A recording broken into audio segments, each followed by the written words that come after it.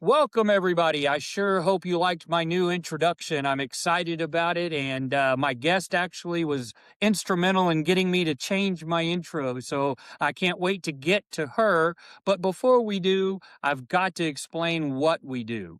Life is precious, and I think we'd all agree about that. But often we find that we take the very things that we do every day in life for granted until something happens in a blink of an eye. I'm Tom Russo, and this is In a Blink of an Eye, where we discuss stories from ordinary people whose lives are changed in an instant and how they overcame through faith, courage, and determination. So join me on this podcast for uplifting stories of how people face various challenges and learn to not only survive, but thrive. In a Blink of an Eye is sponsored by TradingCardsMarketplace.com. Discover, connect, and collect. That's TradingCardsMarketplace.com. Now, ladies and gentlemen, I have such a treat for you today because I have a renowned author, human rights advocate, just a wonderfully, incredibly intelligent and motivated woman who has done so many things. We have Mariela George with us today. Mariela, thank you so much for joining us. Well, thanks so much for having me, and thank you for this huge info. I mean, I don't think about myself in Oh, I think you in deserve these even terms. more. I've done my research on you, young lady. I have done my research, and I know you have such an incredible story to share with the world. And so I'm going to toss it to you right now. Tell us a little bit about where you grew up. I know you were born in Bulgaria. Tell us a little bit about that. Well, okay. So I was born in Bulgaria in a town situated on the Black Sea coast, named Burgas. It's a very beautiful city. It's actually the third largest city in Bulgaria. Okay. So Bulgaria is a very beautiful country, but life happened to me. So I tried to immigrate in Germany first. Then I had both of my sons. One of them, the oldest one, was born in Germany. Then I went back to Bulgaria. I had my youngest son. He was born in Bulgaria. And uh, everything changes, things go on, situations arise, and it just happened that my life is now here in the United States, and I'm so blessed to be here. Well, that's a fantastic beginning. Let's dive into a little bit about your education first. I know you went to Sofia University in Bulgaria, correct? Yes, I have a bachelor's in sociology in University of Sofia in Bulgaria, and I have two master's degrees here, earned here in the States. One master's in business administration from University of Phoenix, and master's in criminal justice from University of Houston So I'm downtown. so I'm talking to a really smart lady. That's the Oh, come on, incredible now. thing. Uh, It's just diplomas, nothing else, just I paper. have to share with you. I have a sociology degree as well. I do. I have a Oh, look at sociology and that. psychology degree. Okay, I So call it. so really cool that Okay. we share that together. I didn't get it from Sophia University. I got it from Texas Tech University here in the United States and in Texas. But That's that's awesome. very exciting. Tell us a little bit about how you came to Texas, because you're actually in Conroe, Texas now, right? Yes, yes, I live here in Texas. So I immigrated here, and I'm already close to 20 years I live here. Wow. But unfortunately, or maybe luckily, I will never get rid of my accent. Even my sons get Oh, make we don't jokes with notice your me. accent, not at all. Oh, come on! It's very, I'm a it's Texan. a Come on, very thick, I got it. it's a very thick I got all accent. that as well. But the good thing is that people understand me. So that is the most important thing. If you understand me, I'm good with that. Absolutely. I adore it. I really adore it. Yeah. That's awesome. So, you got all of these wonderful degrees, and I know you are a very acclaimed author. You have written I don't even know how many books. You've written both Uh, They're not that many. you've written several novels, right? That are actually Well, no, I've written actually only one novel, which was my first book. okay. I've written three children's books, and I have written one faith-based Faith-based book. book With that's yes. kind of a mixture of poetry and Well, no, my faith-based book is basically a mixture of memoir, Christian apologetics, and theology. okay, And my novel actually is based on true stories. Of course, I mean that changed, but they actually true stories that has happened to somebody at some right. point. And I used my experience as a domestic violence investigator to write that book. Right, right. Now, I know professionally you have spoken around the world. You've been a human rights advocate. You also had some work in the criminal justice system. Is that correct? Kind of because I know your degree Yes, was in criminal justice, right? yes, I worked a few years with juveniles and the juvenile justice center, which gave me like a lot of things that to think Right, right. about the justice system itself. And after that, I worked as a police officer and a domestic violence investigator And that patrol. was here in Uh, Texas, is correct? yes. Okay. Okay. Well, I mean, I know you have so many different stories, but I want to go back to your childhood because I know you had a rough childhood. Let's just be honest. You had some things happen as a child that no child really should have to go through. Tell us a little bit about that and expand on how it's led you to become the woman that you are. Well, I think that our experiences do not define us, but they shape us. Amen. Yes, because basically it is not what you have experienced that defines you as a person. You're constantly changing. So it is what you do with those experiences that makes a difference. Yes. So I mean, my childhood was really tough, but it's not unique because a lot of children are going through much worse Right. situations. But I was raised in a very violent family. My father was an alcoholic, and he was a very violent person. And right now, I'm really praying for God to forgive him. I went through a lot of years, even in my adult years, when I was fighting with um, low self-esteem and um, feelings of not being worthy because of what my father did and Right. told me back in the days. But right now, I have forgiven him, and I'm really hoping that he will find forgiveness in God as well. Well, and that's a wonderful thing, and I want to explore that just a little bit further, if you'll let me. I know that you said it affected you from a self esteem standpoint as you grew into adolescence and then into more mature woman. How did Christ come into your life? And I know you and I off camera, you said that you've had an off and on relationship almost with Christ. That at times you have felt abandoned. And tell us a little bit about that story and how you came out of it, if you will. Well, I really did have like on and off relationship with Christ for a very long time. When I was a child, actually, um, maybe teenager, when my father and my mom completely separated the second time, and I had my own room and a little bit of freedom. I wrote on my wall like multiple times that God does not exist, that God is dead. I had like a time that I wrote God is alive, and then I scratched it with red marker and wrote God has departed.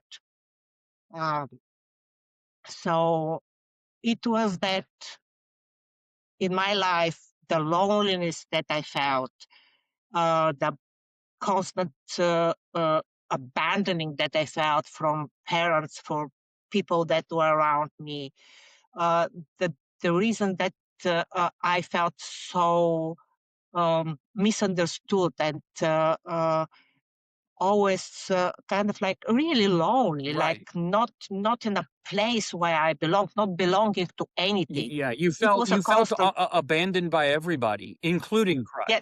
yeah, it was a constant struggle to feel worthy of living and all this, but. Um, I kind of like always relied on myself. I considered myself spiritual, but not religious. And I took pride in that. I was like really proud of this intellectual separation between religion and spirituality that I was able to Right. verbalize and explain.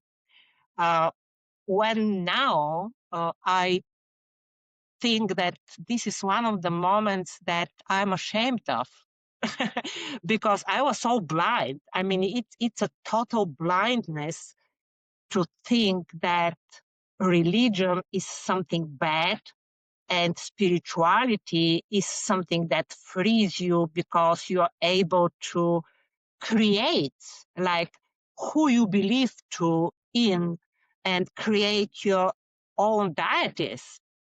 We are not gods. We cannot do No, no, that. so many people experience that. And I think that's why this hopefully will be helpful to those that are struggling with that same kind of abandonment and same kind of loneliness feeling out there, because you're not alone. It's so important that we tell the audience that you're not alone. God is there with you, and there are other people there that are with you too.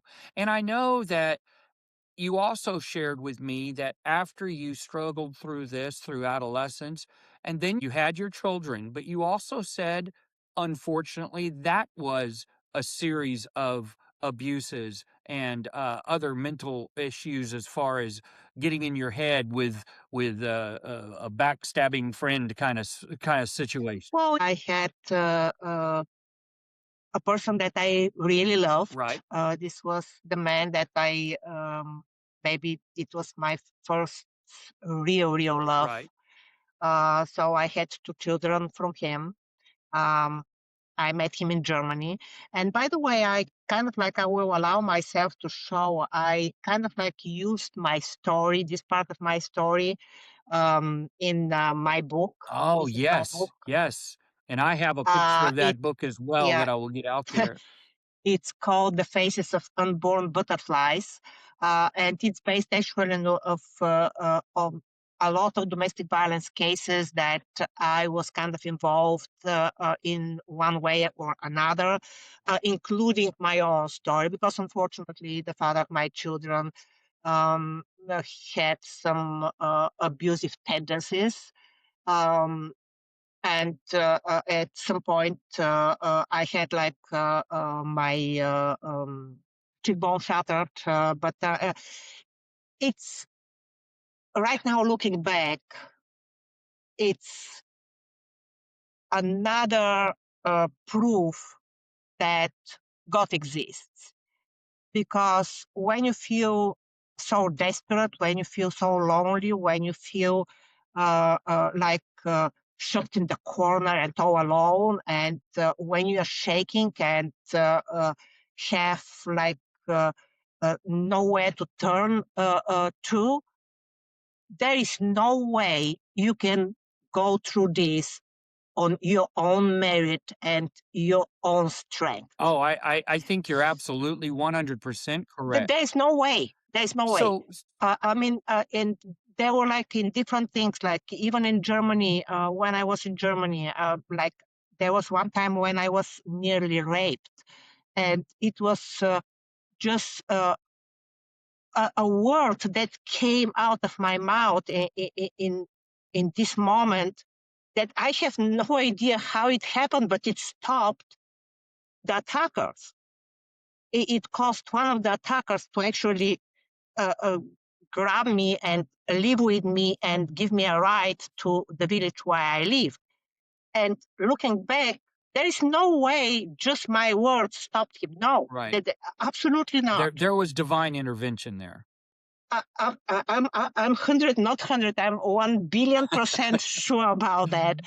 And I also talked about this in my other book, like the book that I told you that is fate related, Yes. The Paradox of Pain, Yes. Yes.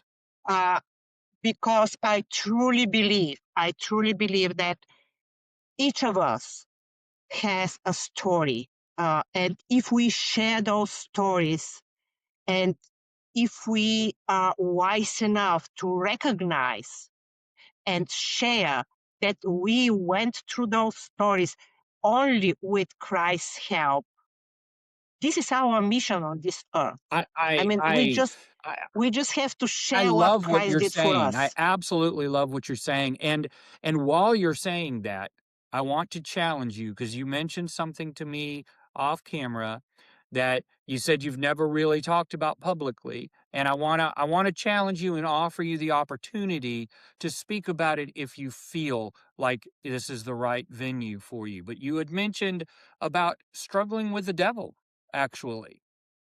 Tell us a little bit about that Yes. if you want. Well, yes, I will share this story. It's again, I explained in more details in my book. I share this first in my book, but I will share it with you right now and with everyone who watches this podcast. So I was only 22 years old. I was pregnant with my first child. It was exactly on Christmas Eve. I just came back from Germany, pregnant with my second child. And my oldest son, he was like 1 year and 3 months old. So we came back from Germany, and as I said, I live in Burgos, but their father is from Sofia. So I traveled with my best friend. Just a little bit backstory. My best friend, who later went with my with the father of my children, she at the time she used to take a very big interest into like extra sense like things like um, magics and communication with spirits and all The these spiritual things. realm, kind of. Yes, but not like a believer, more like those all these that is like talking with spirits and Right. you know. Yes. So and she used to paint like whatever she visualizes. So we went to Sofia. I met with my in-laws, although we were not married. I consider them in-laws. So they saw the grandchild, and we were supposed to catch the bus back to Burgos in the evening. But this is what happened. We started talking, drinking coffee, and we missed the bus. And this was the last bus. So we had to go to her apartment. She had an apartment in Sofia. So we went to her apartment, and in one of the rooms, she had stored all those paintings that she made. And all those paintings, they were like kind of like scary looking paintings of faces with third eyes, pentagrams around their heads. Um, I mean, Almost like very satanic. Almost satanic. yeah, a very oppressive feeling Right. when you watch them. But anyway, so the adult people, we were like four adults. We gathered in a very small kitchen, and the only room where I could like put my 1 year old to sleep was the room with those paintings. So I put him on the bed there to sleep, and I'm with the other adults in the kitchen, and we're talking. And we started talking about God. Like, I mean, I guess it's like a normal conversation on Christmas Eve, Right. right? Sure. So we started talking, and then my friend, she said, well, you need to always have some kind of protection. like an amulet or something, because the devil is very strong. And she said that she in one of the last classes that she took about all those spiritual things that she was involved. She said that she saw a painting of Christ on the cross, and she saw how Satan came behind Christ from the painting. Oh, wow. So this is what she said, and she said because Satan is so strong and he can do even that, we need any Protection protection you that can we get. can get. Yes. Yes. So, and then I said that, I mean, I don't think that we need like protection like amulets or material things. I said, like, if you have like real faith, I mean, that's That's enough. your protection. Yeah. I mean, the only thing you need against the devil is just real faith. The shield of God. Yes.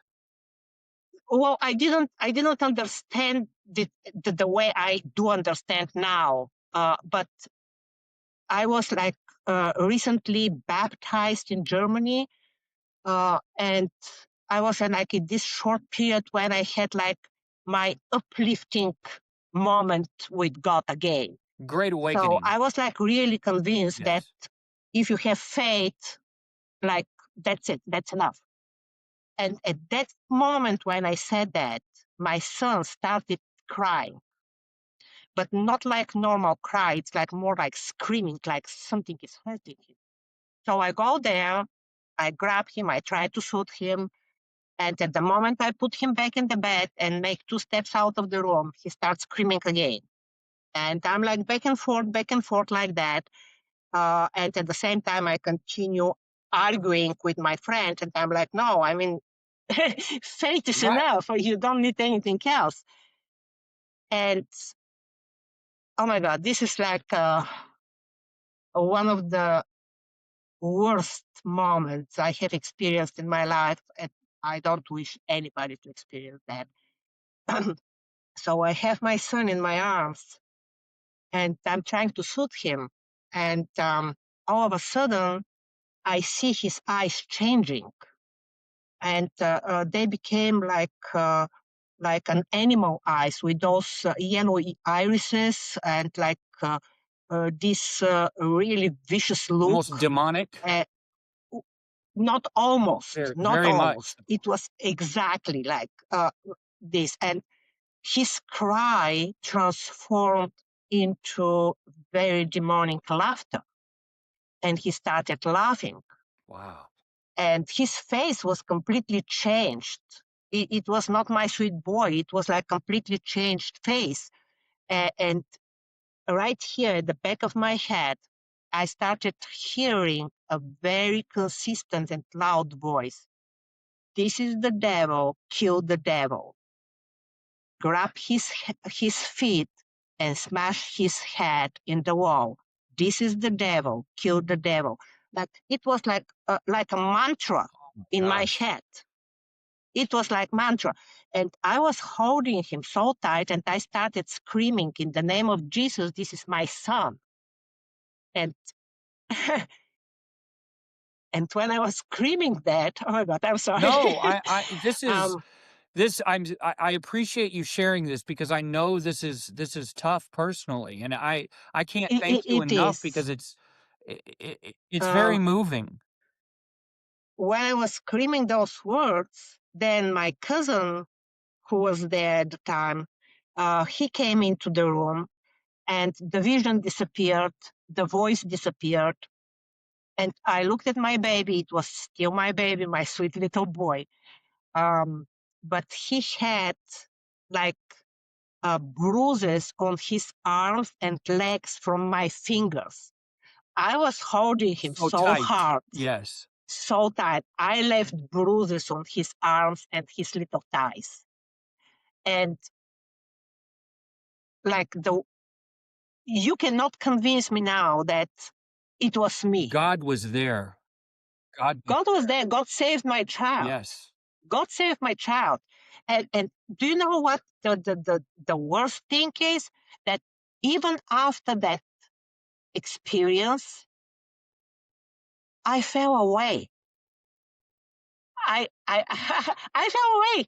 I didn't continue like following Christ. No. Mm-mm. Well, No, I I didn't. think a It lot was of like, people, and thank you for sharing that. And I know that was difficult, but I will tell you that I think a lot of people fall away after a big event like that happens in their life. I really do, because it's easy to go into that chain of doubt. It's easy to go into why me? I know when my eye happened, I was like, why God? Why me? Why did this happen? I was being faithful. I was doing you things. know what? You know what I think our problem is? Our problem is that we want God to serve us instead of The other way us around. serving God. Well said, Mario. Yes, Well said. because what we want is like, when we have a difficulty, we want to be like, oh God, this is what I need, please do it. And we want like, oh, okay, hop, Right. there you go. Right. And when we are okay, we just want to do whatever we want, the way we want it, with whomever we want it, until the next time. But it's not like that. Yeah. God is not now our servant. We have to realize that He's our creator. He is who molded us. Right. And we are here to serve Him, not the Not the other way other around. way around. Not the other way around. So you went through this period where you doubted again after this. How did you pull yourself out of that? Well, I did not. God pulled me. Fair enough. And that's the most amazing thing that I have realized. It doesn't matter what, God is right there and His hand is right here, you know. And the only thing is like, you just have to look and grab the hand that is right there for you. So you asked me what happened. Well, so I came back from, I went to Bulgaria because I needed, it was personal reasons. I had to go back for the last 3.5 years.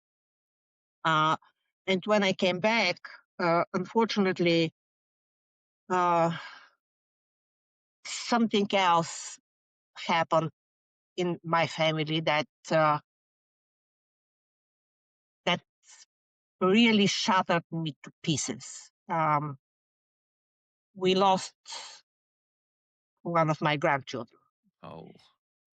So she's my star right now. She's my little star in the sky. Um, but when this happened, um, my son turned to God. He found solace, and he found strength to keep going in Jesus. And first, interestingly, first I was defiant. I was like opposition. I was like, well, I understand that, but I mean, you don't have to be like so devoted. I mean, you know. Um, and then slowly, it was the time when it was just God working on me slowly, step by step, not forcing me to do anything I didn't want to, not forcing me to feel anything I wasn't ready to. Right. Just slowly waiting for me. Can you imagine what kind of God that is? It, it It's an incredible. We it's have a patient, kind, and all knowing God, and it's so amazing. it's it's really incredible. I mean, the one who created me was waiting for me That's to be yeah. ready to accept him. Uh, it's just, It blows your mind, it's really. just, But it does. It it, blows your it mind. is, Well, it is. I'm not trying to skip ahead, but tell me the journey that has led you to become such a giving woman in terms of your children's stories, I want you to talk about those a little bit because that's so cool. I actually listened to some of the songs that you have online. You I did? did. I Do you loved like them. it? I absolutely loved them. The pirate one, and yes, Right? yes, and Lulu, the dragonfly Oh, or whatever. yeah. Yes, that was awesome. I just think it's so cool that you have these talents and that you share them with the world and you share these good messages. And I think it's so important. But how did you get to that point? How did you get to that from all of this tragedy? Well, I always wrote, like, since I was like first grade, writing was like part of me.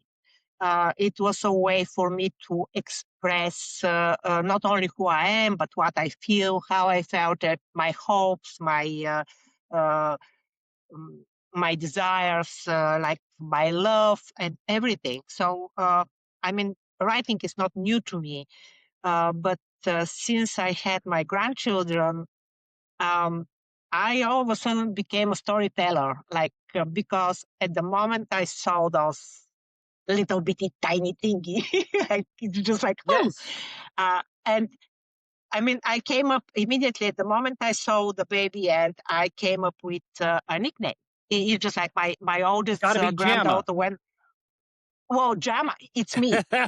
Yeah, Java, it's me. But I mean, when I saw my oldest granddaughter, and I was like, oh, that's my peanut, you know? And when I saw the other one, it was like, oh, that's my pirate.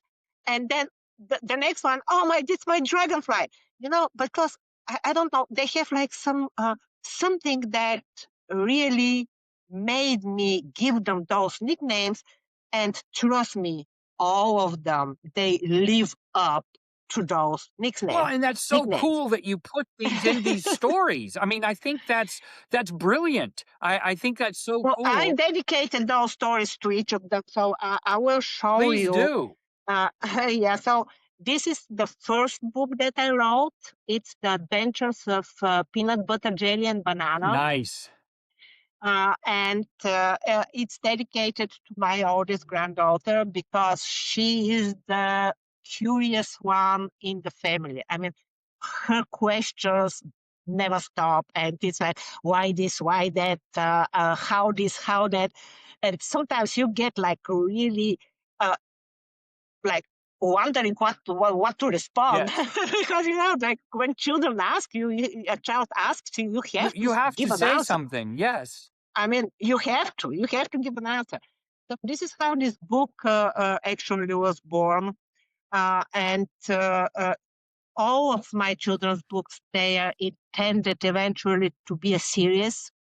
So the first book is Family Roots and Big Questions, Okay. and actually introduces children to what family roots are, what ancestry is, and how important it is to know where you're coming from. Absolutely.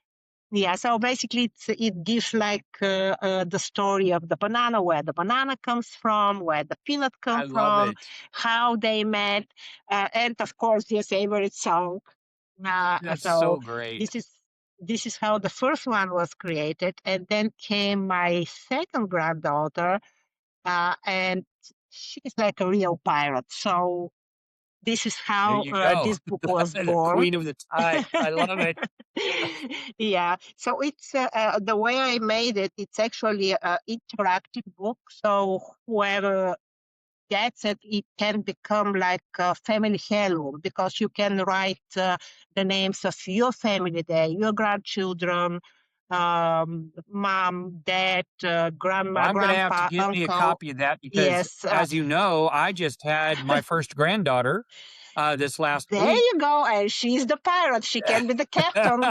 But She I have can 2 be the older captain. grandsons, but that was my first little girl, so we're very, that's Uh, why and for all my viewing audience, why I haven't had a episode in 2 weeks because I was in North Carolina with my, family, so that's the best thing. But she can be the new captain of I Queen of the love it. Tides. I love it. Yeah, and then my youngest granddaughter, Lou, was born, and this is dedicated to her. The Adventures of Lulu, the tiniest dragonfly. And it's also interactive. There are like three short stories about kindness, and how the light comes within you because the love God is inside you, Absolutely. and all you have to do is just let it shine. Yeah, but so those books are really dedicated to my grandchildren, and that's why I have so much passion about that because I love them to Well, death. tell our audience how they can get your books and tell us how they can get them. Well, thank you very much for this opportunity. So, actually, all my books are on Amazon, also on Barnes and Noble, and I also have a website where, like, anybody who is interested can take a look. I mean, you cannot buy from the website, but you can explore So you know what you're and looking for. Right.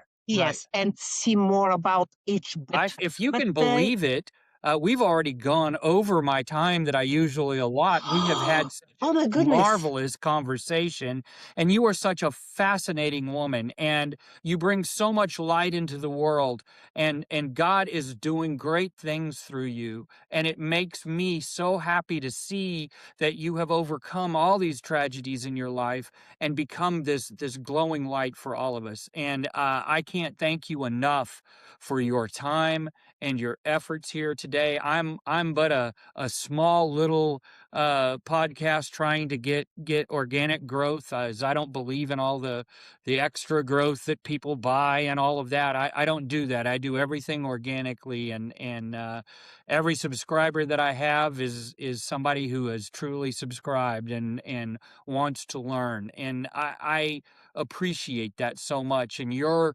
genuineness just shines through, and it's so Well, powerful. thanks so much. It's Thanks so much. I just want to add, like, really quick that I truly believe that nothing in my life was me. well, Now I realize that I had help from above, yes. and if it wasn't God, I wouldn't be where I am right now. And I'm literally praying for everyone who listens to turn their eyes to God and Amen. uh, and pray for God to be with them. Because since I gave myself to God, you cannot believe how much peace, how much harmony I can feel in my chest. I'm not saying that I don't have No, worries and we all do. We're no, human. We're human.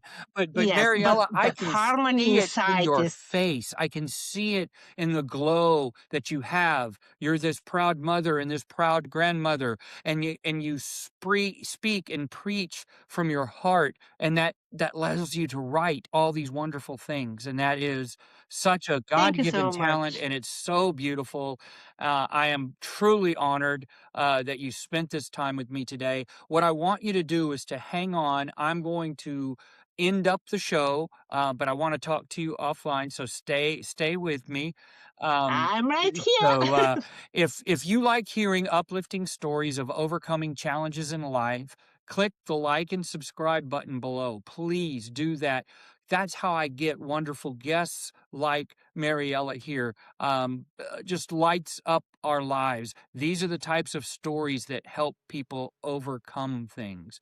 Perhaps you have a story of your own to share, an accident, sudden loss, PTSD, alcohol, drug abuse, a natural disaster, illnesses, and you want to share that journey of overcoming. Please contact me again at the email shown below. I will get in touch with you, I promise, and we'll schedule a future podcast interview, even if I get the date wrong, like I did with Mariella. I will make sure I get it right. I rely on viewers like you to share their stories. That's how I grow.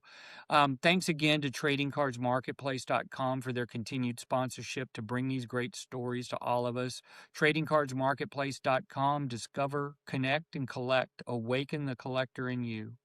But lastly, I want to thank everyone out there, especially my family, our military, our veterans, our first responders who put their lives on the line every single day. And please, for me, don't forget our teachers and our medical professionals who all make the world better, one person at a time. But most of all, Thank God above for all the blessings in our world. We just need to make sure that we concentrate on them every single day. Until next time, my friends, carpe diem, seize the day.